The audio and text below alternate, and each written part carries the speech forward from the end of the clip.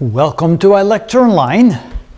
One of the biggest miracles of our existence, if you want to call it that, is the antimatter mystery. So there's two types of matter. There's matter and there's antimatter. And essentially they're the same in every respect, except one is positively charged and the other one is negatively charged. There are matter protons and there's antimatter protons. And when you bring one of those together, when you bring a proton together with an antiproton, they will immediately annihilate each other and turn into pure energy. Matter of fact, that's how they're formed in the first place. When we go all the way back to the very beginning of the Big Bang, when there's nothing but very high energy packed in this, densely packed in this universe, then those specific photons, those specific pieces of energy within the framework of the universe could then turn those high energy photons directly into a pair of protons and antiprotons, or electrons and anti-electrons. For every particle created, you would create its antiparticle. And as far as we know, that is ironclad. That happens every single time.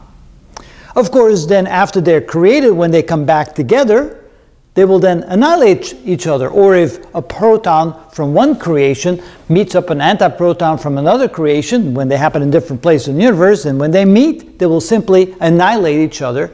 And therefore, in the end, when it's all said and done, there should be no matter left. Why is that? Well, when the universe was very hot, above 2 trillion degrees, matter and antimatter was continuously created. But as soon as the temperature dropped below that, so that the wavelengths of the energy was stretched to the point where they could no longer create the protons and the antiprotons, because there wouldn't be enough energy within those photons as they're stretched to the point where they can no longer create protons and antiprotons, then at that point we'd have a sea of protons and antiprotons. They would all begin to meet up with each other, annihilate each other, and none of them should be left.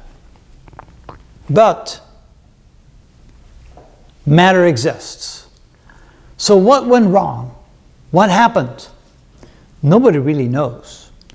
The explanation that you will find in most astronomy books or most textbooks is that perhaps for every billion antiparticles that were formed, 1,000,000,001 particles were formed. So when a billion particles met up with a billion antiparticles and then annihilated one another, there would be 1 out of a billion left. And that's all the matter in the universe that's formed that we see today, is that leftover particles versus antiparticles. There's a lot of matter out there. Several 100 billion galaxies, all with billions of stars, and many more planets. And you're telling me that all that came from the leftover, there were a few more particles and antiparticles, and all that turned into the entire universe, the visible matter in the universe? That's what they claim. That one is kind of hard to swallow. Somehow, is that really what happened? But again, in order to be able to explain our existence, and assuming that the Big Bang happened, something must have caused more particles to exist than antiparticles. Otherwise, we wouldn't be here to talk about it. But if that tiny little fraction in excess would be enough to make the entire universe, that's very difficult to accept. I personally have trouble accepting that. And for me, that will forever be the antimatter mystery until somebody can come up with a good explanation of why that might even happen. I believe what they say is that there's this probability that a very few out of a billion, maybe 1 out of a billion, maybe 1 out of a trillion, whatever the number is, that when particles are created, sometimes the antiparticle is not created and only particle is created. Perhaps, who knows? But it's not what we've ever observed. I think that's just a theoretical calculation based on some assumptions, and we're not quite sure if that's really the case. But somehow, we're here. Matter exists.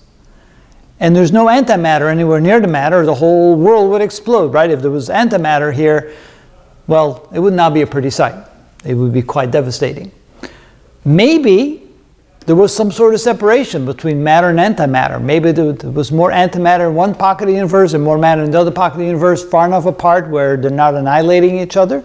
So maybe when we travel to one side of the universe, there might be an antimatter part of the universe versus a matter part. Who knows? Seems unlikely as well. We just can't explain it. And so we still have to come up with some clever thinking to try and figure out why matter actually exists. It should not be here, and neither should we.